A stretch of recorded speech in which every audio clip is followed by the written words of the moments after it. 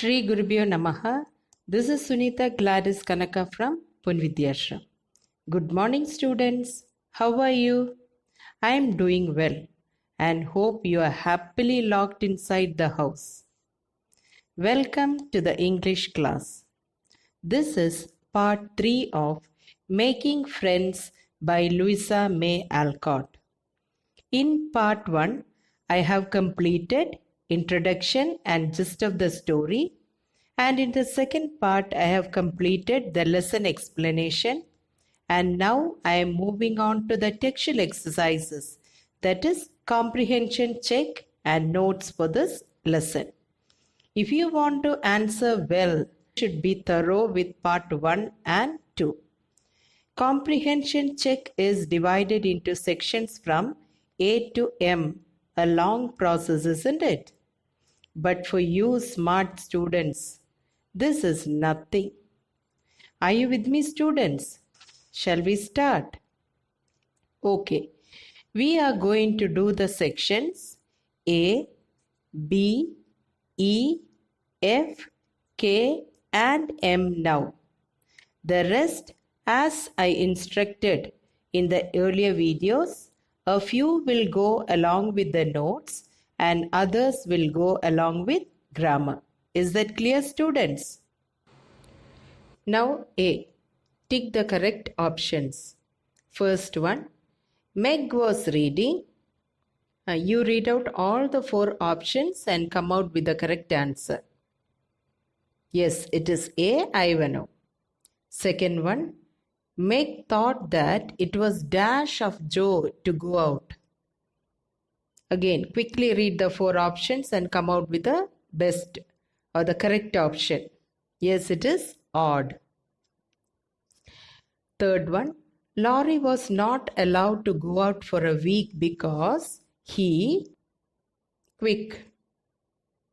Yes, it is had been sick. Yes. Now, fourth one, to make Laurie feel happy, Joe offered... Quickly come up with the correct answer. Yes, it is read to him. Now B. Read the sentences and answer the questions. 2 ERC type of questions will appear on the screen. Listen carefully when I read the question and answer. First one. She can never sit still for even a moment, but she'll be back soon, complaining of the cold and telling me how her feet and ears and fingers are frozen and ready to drop off. Who said this about whom? Answer, Meg said this about Joe. Next one. Why did the speaker say this? Here Meg is the speaker.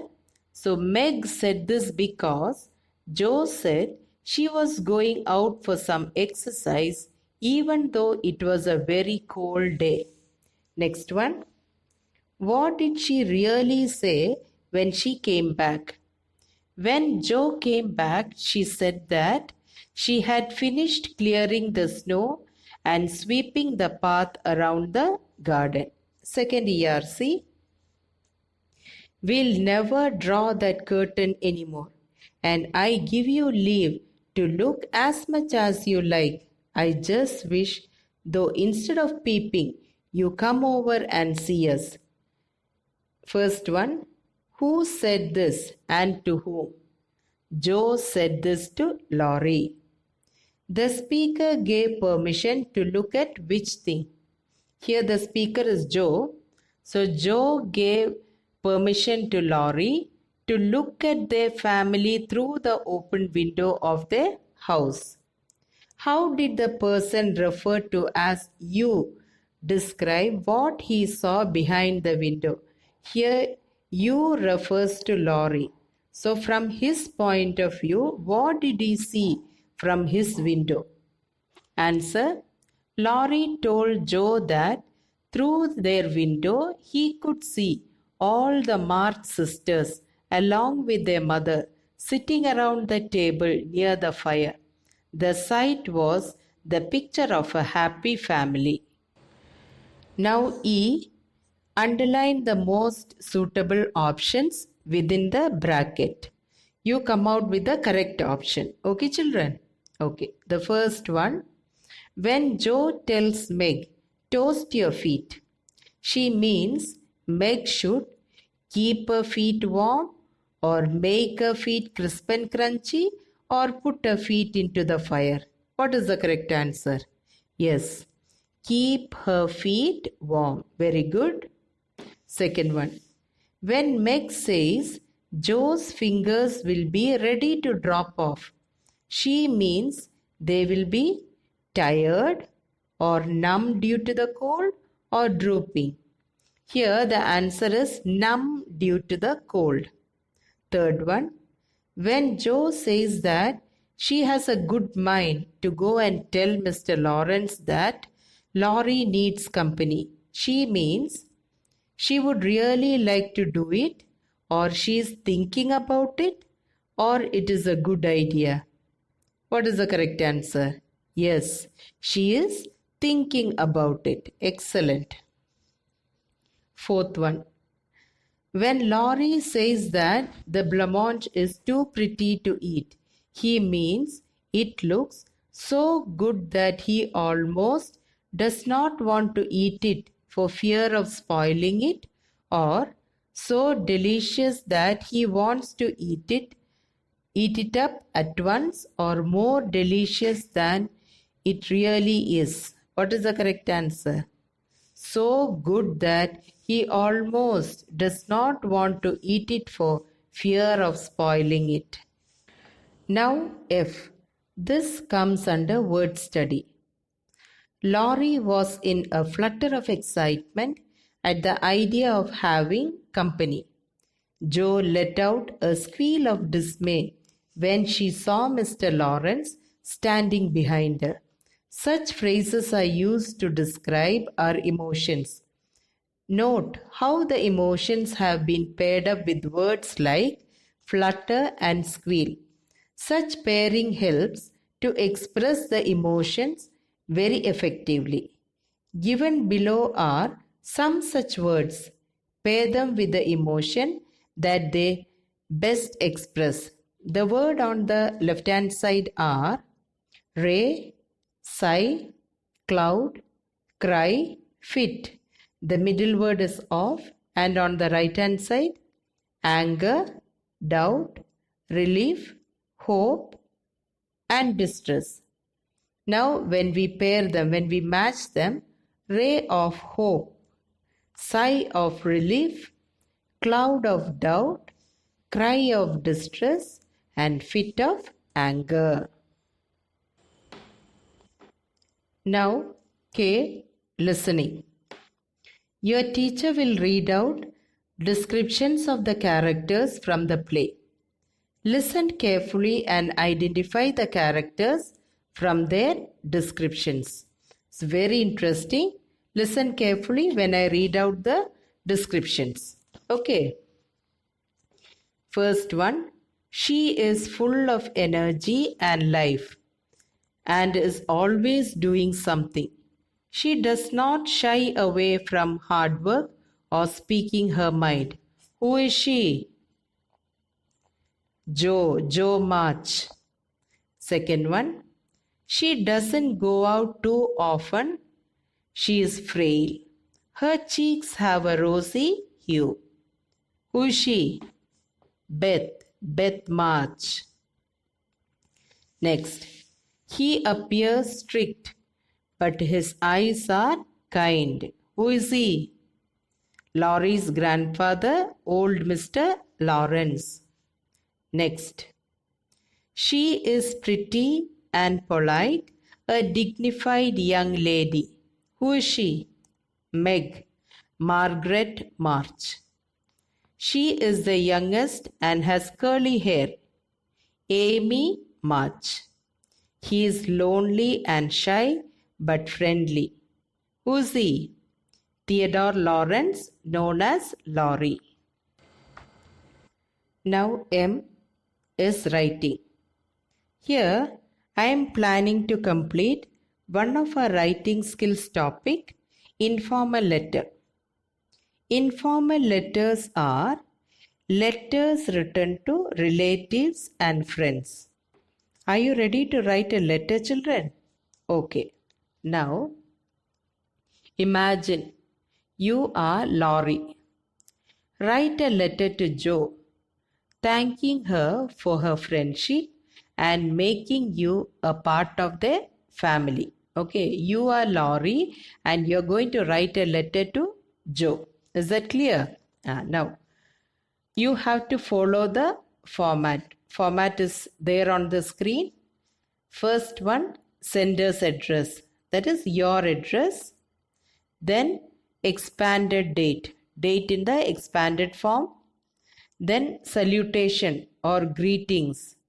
It can be my dear, dear, etc. Then body of the letter.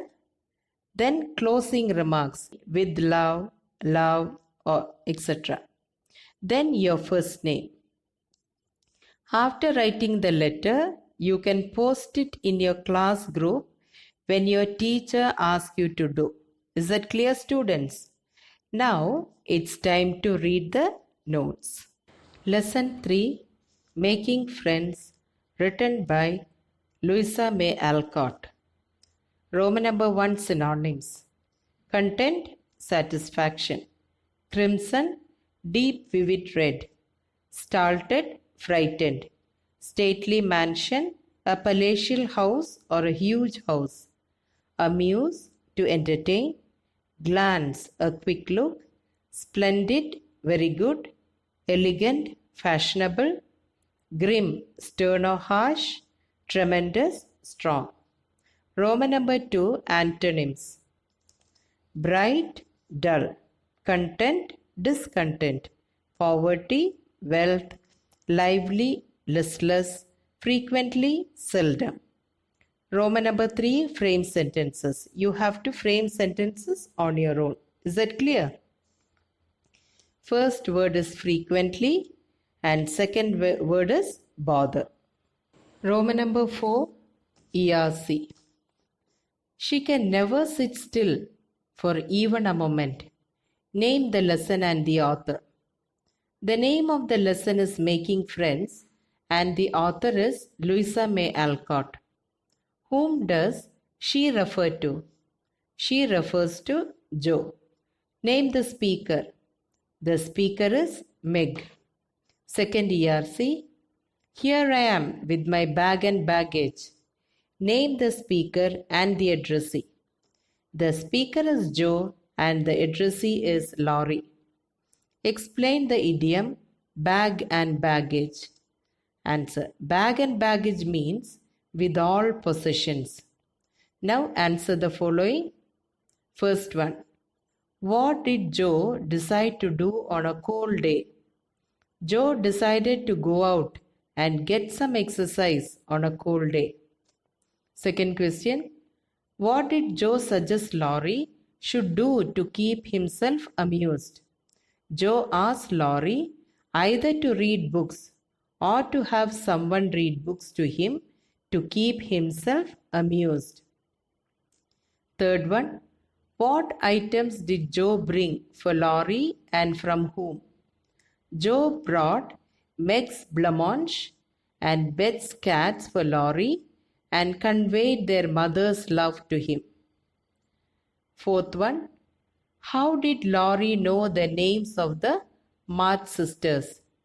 Laurie knew the names of the March sisters because he had often heard them calling to one another and could also see them through the window of their house while they sat together at the table with their mother. Describe the library in Laurie's house.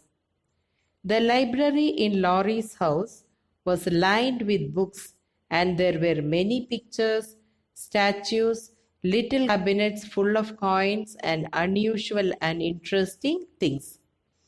There was also a portrait of a handsome, stern-faced elderly gentleman on one of the walls of the library. Sixth question. Whose portrait did Jo see in the library? How did she describe that person? The portrait that Joe saw in the library was Laurie's grandfather. Joe described him as having kind eyes but a grim mouth, and he looked like a person who had a tremendous will. Though he did not look as handsome as her own grandfather, she still liked him. Value based question. The first one, you have to think and answer. I am not quite a nice, Joe tells Laurie. Had you been in Laurie's place, what impression would you have had about Joe? Answer. Joe took the first step to be friendly with Laurie. She tried to cheer him up when he was sad and lonely. She invited him to visit her family. Therefore, if I were in Laurie's place, contrary to what Joe said about herself, I would have thought her as a helpful and fun-loving person. Second question. Why do you think Laurie liked to look at the March family through their window? Laurie was a shy and lonely person without much company and mother, unlike the March sisters. He liked to see the March sisters sitting around the table with their mother, for they presented the picture of a happy family. Third one, we see Laurie's grandfather just before the play ends, but there are several clues throughout the play which give us an idea about the kind of person he is. With the help of these clues, write a brief description of Laurie's grandfather. Although Laurie's grandfather enters the scene just before the play ends, the readers get an idea of his character through the conversation between the characters of the play and Joe's study of Mr. Lawrence's portrait in the library. It seems Mr. Lawrence was a stately and elegant gentleman with a stern face and a grim mouth, but very kind eyes. He was indeed a caring grandfather who only kept Laurie inside the house because Laurie was unwell. Here ends the lesson as well as part 3 of Making Friends, written by Louisa May Alcott. Making Friends is an extract from one of her famous novels, Little Women. I request you to go through all the 3 parts with rapt attention to understand the story. Thank you for watching. Bye from Sunitha Gladys Kanaka. Thank you.